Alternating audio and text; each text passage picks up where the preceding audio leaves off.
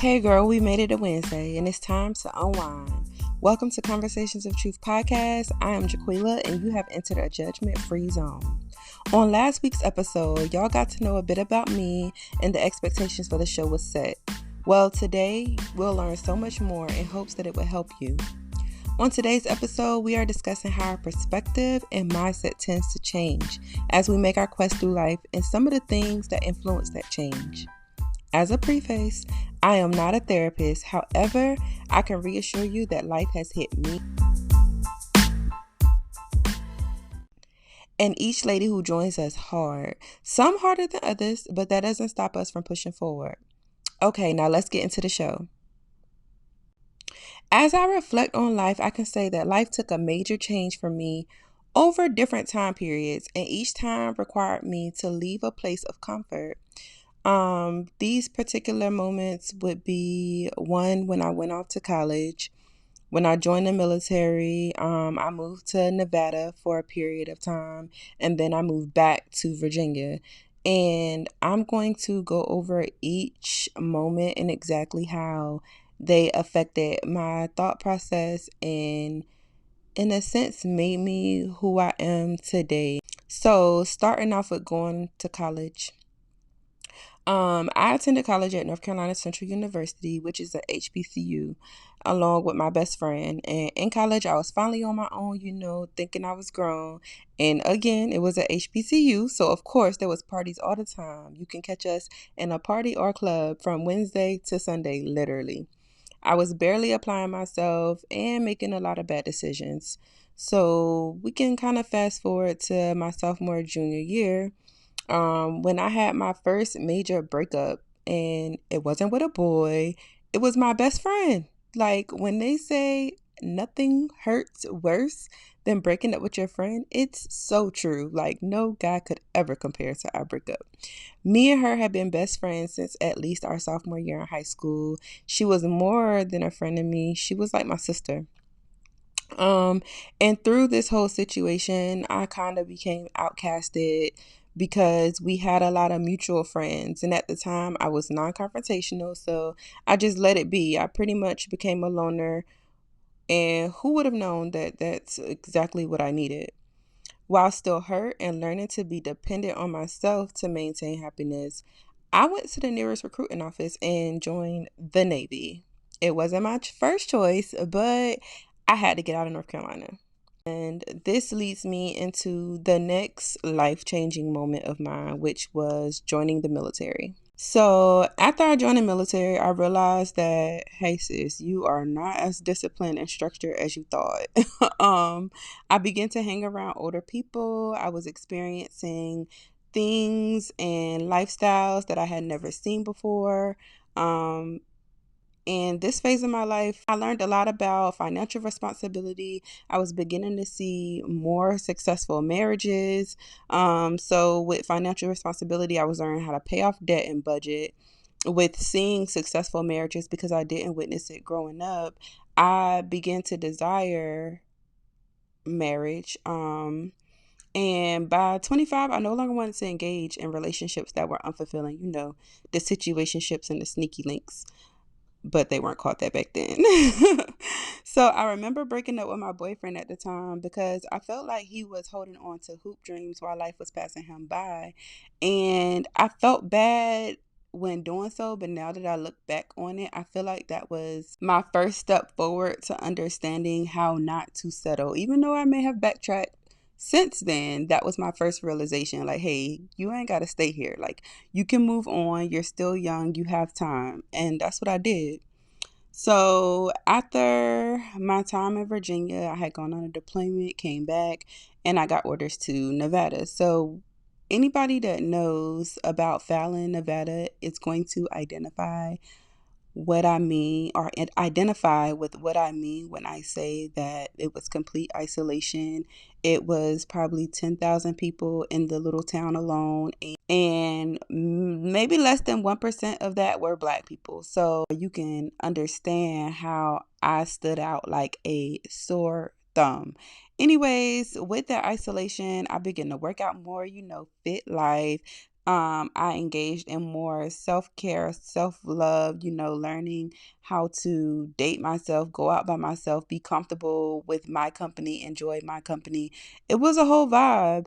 And then came the first serious relationship that I thought would end in wedding bells. I truly felt like he was my twin flame. He was spontaneous. I was spontaneous. We would take trips. At this time, I was against dating men with kids, but I made an exception for him.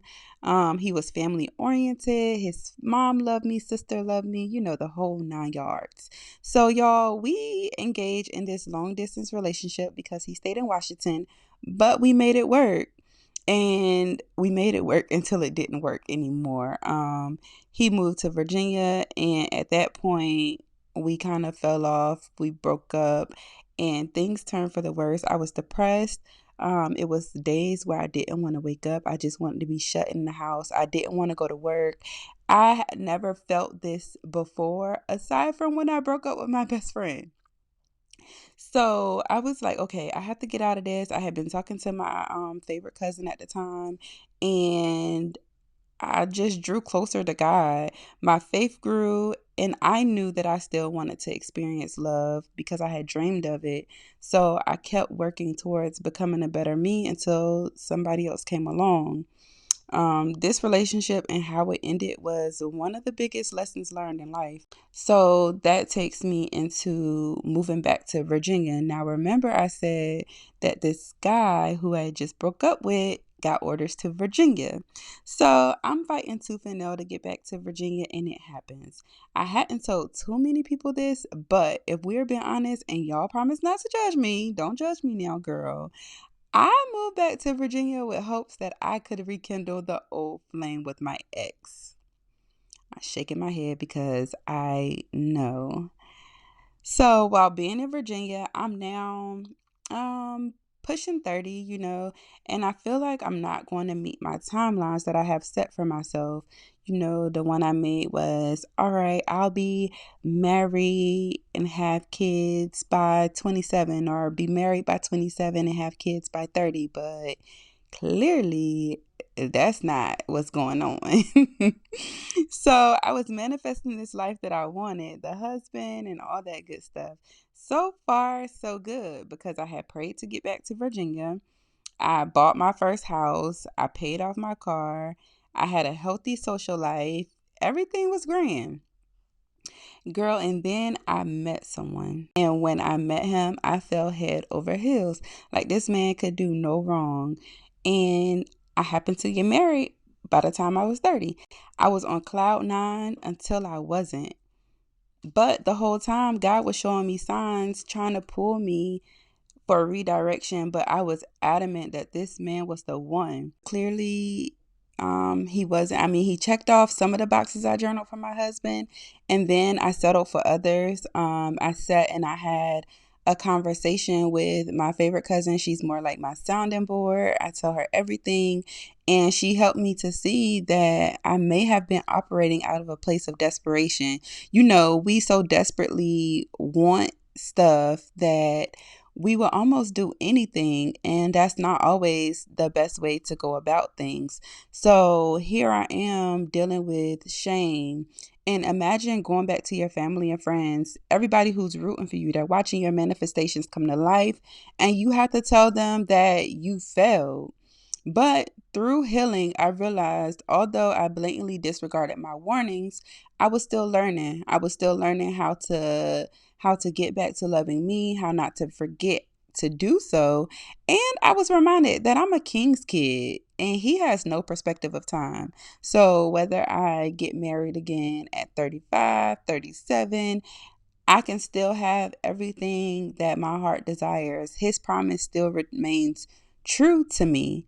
So that kind of leads me to a few final thoughts from today's episode, and that'll be to remember life has a lot to teach us if we leave our front porch. Elevation, we hear it all the time, comes with separation. And if no one else hears my cries, Jesus does, and I can always go back to his word for strength and reassurance. It's also always good to have at least one person to talk to who won't judge you. And if you don't think you have one, remember that you always have me. And never forget to show yourself love and grace. No one is perfect, and just because something doesn't work out doesn't mean that you have failed. It's an opportunity to grow and never go back to the old version of you. So I want to try something new with this podcast moving forward. I want to give you guys a question for you to think about throughout the week, and I'll return with my answer in the next episode. So, the question for today's episode is, what are you proud of yourself for? So, think about it. Think on it throughout the week, share it with a friend, and then get back with me in the comments. And for next week, don't forget to tune in to Conversations of Truth, where I'll discuss a little bit more about the 2 stories that I shared here. I'm going to go a little bit more into depth about those stories and how I handled them. And feel free to leave comments with topics you'd like to be discussed, questions you may have, or if you're just looking for sound advice. You will not be judged, and I'll answer best I can. Until next time, I love y'all, and remember, regardless of what it looks like, every day you have an opportunity to become a better version of you.